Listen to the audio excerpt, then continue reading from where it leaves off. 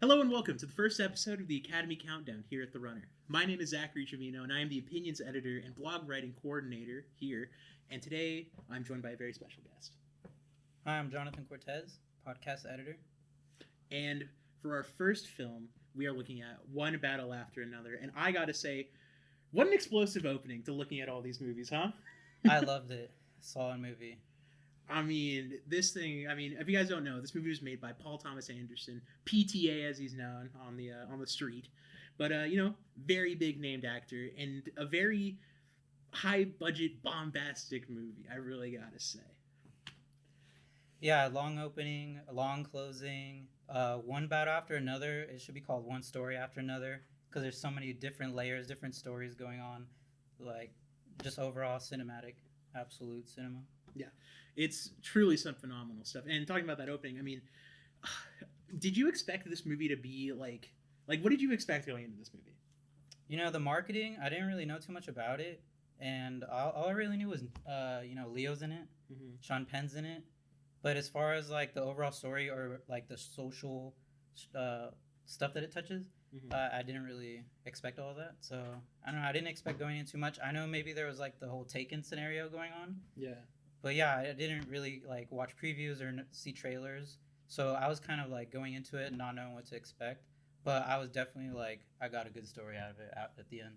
Yeah, because going into this movie, I was so confused. I would talk to my friends about it all the time. I'd always be like, "Hey, what is this even about?" Because it's just so much striking imagery. Like you watch these trailers and you see Leonardo DiCaprio arguing with this guy on a phone. You see a very pregnant lady shooting a light machine gun at full force. You see Sean Penn on the camera for the first time in like forever, and it's just like so many things that you don't think could be interconnected. You see, and then it's all them fighting all these explosions and then talking about revolutionaries and slamming hidden doors. It's such a crazy thing. And it was honestly like for a trailer you think it'd be high octane and then you would think it would kind of fall off in the movie, but a trailer couldn't even do this movie justice. There's so much going on at all seconds. Right. Yeah, even in the first 30 minutes, like you're saying, that long opening, you get guns, you get revolution, you get sex, you get like everything you could ask for in a film, like action sequence wise, plot twist, you get character development, just so many different concepts that get like, I don't know, it's done right. Yeah. I think we should probably lay a little bit of groundwork, see what this movie is about. So this movie is basically all about these revolutionaries who are fighting injustice caused by like heavy political and militaristic kind of force put on its civilians and how they push back against it. But the beginning of this movie is like 20 years in the past, and it's all 16, setting up. Yeah, 16 to 20, something like that. And it's setting up how our main character Bob, played by Leonardo DiCaprio, is basically facing off toe to toe with Sean Penn's character. Was it Stephen Lockjaw? And how the two of them are basically unknowingly kind of in a love triangle with each other. Right. How Bob's wife is basically also with Lockjaw half the time, and then it turns out that the wife is pregnant, but we don't know who the father is. And so that becomes a very big thing, and eventually it gets to the point where the mom she runs away to Mexico, weirdly enough, never to be seen again. Right. And then we transport about like 18 years, 20 years into the future, and then this movie cuts from being about this huge action-y thing to more so about the story between a father and daughter and how the estrangedness of their relationship kind of pulls them apart. Right. And you have the daughter starting to figure out who her father really was in the past, that he was a French 75, as all these people start to get picked up that were part of that first scene of the revolution. They start to get picked up little by Lockjaw, and then his name starts like ringing bells like, oh wait, Lockjaw's after us? Like, oh crap, like we're done for. Like this guy's dead serious. And then his like ulterior motives start to come in show, and that like plays a part into the ending and his character arc. Yeah, because weirdly enough, another thing that's, again, this movie is full of unexpecteds. I believe Leonardo DiCaprio and Sean Penn are the two main stars of this movie, and they have about 2 scenes together in the entire film, and to where it's almost these two kind of tangential stories that have very little like go between until like the very end are running at the exact same time, where you have uh Bob, Leonardo DiCaprio, he is finding out that his past is coming back to haunt him, and they're going after his daughter. He's trying to keep her safe while she's complete like gone for all he knows. And then we have Lockjaw, Sean Penn's character, at the same time trying to instill himself in this very Animal Farm-esque, thinly veiled version of like the classic like Freemasonry Illuminati kind of thing, with this very weird like Christmas tie to it. And, the Christmas theme white supremacist. Yeah. And he's trying to clear his name because they believe that he had fraternized with a woman of non-white descent. And he's trying to clear his name so he can finally be allowed into the halls of, like, these old white people. Yeah, and that's how it works its way into that plot twist. Because then, I don't know if we should spoil it or not. I mean, I think we have to at this point. I mean, I feel like... Well, it turns out that he's actually the father of the daughter that's the main character, not Bob. What was her name again? I don't... But yeah, she's actually, Bob is not her real dad. He doesn't know that. Mm-hmm. And then Sean Penn is really trying to erase like his past as well, because he, like you're saying, is trying to join this like white supremacy group that's like Christmas themed. And in order to join, you can't have a child that's like a mixed race. Mm-hmm. That's a big no-no. And so the whole time he's trying to join this white supremacist group, and that's like his whole goal. But it's just like, I don't know, it's very social. Like he brings in a nice social, the director brings a nice social issue of like, what is really the motive for like him doing all these immigration raids is to find his like mixed race daughter to like murder her so he could hide his past. And it's all being veiled under like using the administration's like police raids to do all this. So it's just like it becomes like a whole, I don't know, social topic in a way to talk about, where it's like, what are these motives for why these raids are going on? And the director, I feel like, I don't know, he talks about a difficult topic, but in a very like creative and artistic way, but still grounded, like it's real. No, it's almost like perfectly towing the line between like the slight amount of absurdism that it shows, but also very much playing into a lot of the kind of like common like complaints and criticisms that are very much present in the like world today. And I think it toes that line very successfully. And another thing about this movie is that, like, weirdly enough, with how like kind of gritty and dark these themes can be, I think this movie is very funny. Yeah, like it's comedy. It's impressive how much kind of golden acting, because like another character that we haven't really touched on yet, Benicio del Toro's character, he plays the karate sensei that is the like kind of karate teacher to Leonardo DiCaprio, Bob's daughter, he is the Latino Harriet Tubman. Yeah. He is the first person that Leonardo DiCaprio reaches out to be able to try and find his daughter, and they kind of work together for a while. And Benicio del Toro is very much known for either having very serious or very silly roles, and it's really impressive being able to watch him kind of flip-flops. I mean, you have like his classic like Sicario, where he's this very like very big action guy, but then you also have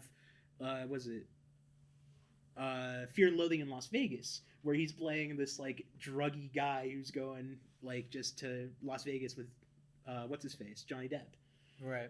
And it's just like interesting to watch, because I feel like this character kind of melds into the middle with that kind of. Yeah, and I feel like Leo has a lot of roles like that, where he could play a serious role and he'll crack a joke in there, like one or two, or even if it's like his character is like a super high power, like in Wolf of Wall Street, like that thing is comedy, even though like I don't know, his character is supposed to be like some high powered like executive, and just like him with, and then Benicio, you have him dancing. Oh yeah, like drinking the beers. It was, but at times he's like dead serious. So, yeah, it's crazy how like there's like his dancing sequence is like the most popular scene of his, but it's very much like one of the few times where it goes against his character of like pure like balance and self-containment. It's like he loses himself. It's like almost him sacrificing himself to the cause that he sees in Leo. Yeah, I love his character. He's hilarious. Him and Leo. So, I mean, there's so much to unpack about this movie. Like this, there's so many things going on in this movie at any given time to where I almost felt one of my few complaints with this movie is that I kind of thought that a lot of this movie's flair was done for flair's sake, and I was wondering how you felt about that. Oh, like the pregnant machine gun. Just a lot of the characters and a lot of the stuff that happens in this movie. It feels like it happens just almost to kind of fill space, or almost to like kind of to be absurdist in its own nature. And I feel like is that objective? Is there a reason for that, or do you think like I don't know, like the reasoning for the nuns, or the reasoning for like him having to get captured by like the police to only then be set out of the hospital? Yeah, everyone's tied in. And I don't think it's absurd because I don't know, a lot of ways they say art mimics reality, and sometimes they say like reality is stranger than fiction. So it kind of seems like one of those things, like it's so absurd that maybe it is believable, that like who else would get away with selling pounds of pot and growing like in a small area besides nuns? Like that's so like kind of like the conspiracy theory way of thinking is like hiding it right in front of your face. Yeah, so you had mentioned your least favorite character maybe was the damsel in distress, the daughter. Who is your favorite character? My favorite character, it is kind of a toss-up. I think it's kind of between Benicio del Toro's character, was it Sensei Sergio, and Lockjaw, Sean Penn's character.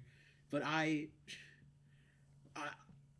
think Sean Penn does have a running for the Best Supporting Actor Oscar for this movie. His line delivery and his amazing ability to method act in a way to play a crotchety old man is truly something incredible. I mean, every time this guy was talking, he was making me laugh. Like, the way that he was so cantankerous and so just, like, weird is just so funny to me. It was such, like, it felt like a Coen's brother character. Like, it was, like, just so off the wall.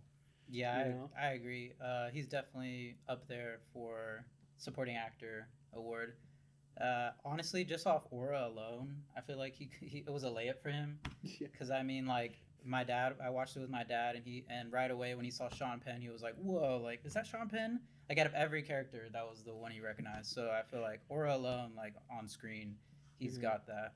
But as far as on screen like character, I think Benicio is my favorite. Benicio is your favorite? Yeah, he spoke very matter of factly, and then he was just like, it was funny with the contrast between him and Leo, because the very calm manner, and then the like very frantic. Exactly, you have Leo running around like a chicken with the head cut off, falling off the roof, like needing a gun for no reason, like, and then you have just the calm sensei of like he's got all this stuff going on. He's got all these people to move around, and he's just calmly like he's ushering all these people to move around, calling people on the phone like, "Yeah, no, we got this going on. Like, yeah, we're doing this right now." Exactly, and I love the scene. It's like one long string of just following him from like he's on the phone with his wife. Leo runs in like he's doing flips, and he's like rolling on the ground. And he's like putting on his boots, and then it follows him up to the top floor where he's got all the immigrants there, and he's ushering them out, and then it goes to his house. And the whole thing is one long sequence. And it's like you kind of get the sense of it from the beginning, because it's the same thing with the long opening. You get that one long sequence of like, I'm just watching this unfold. And then you have Benicio, like I'm just watching him unfold as the Latino Harriet Tubman. And then the ending when you got the hills rolling and you're watching that unfold. And it's just like all these long sequences that build up good tension. And it's like so cinematic that I feel like a lot of directors would probably be scared to do something like that. Yeah, no, this movie is very...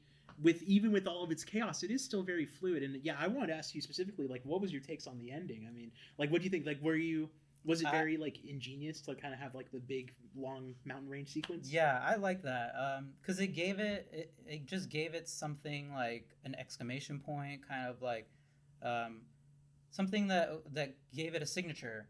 Like now, if you are on that road, or if like somebody to readapt that, you'd be like, oh, they're doing that from the one battle after another. Because I haven't seen a scene like that where it's like you got a chase scene and you have cars coming in and out of the screen just based off the hills they're going over.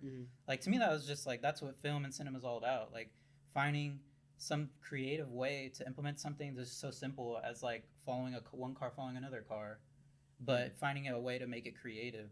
It wasn't my favorite scene, but I thought it was fitting, and it did surprise me in the end that Sean Penn walked off on the road and was alive. Oh my god! Because when he took it was that, like the Terminator, dude. Yeah, it was like crazy. what is it gonna take to take this guy out? Like, and in the end, I think it kind of is like he took himself out in a way. It was almost it was like his hubris catching up to him. And he finally got his guard was finally let down, and then that's where they get him.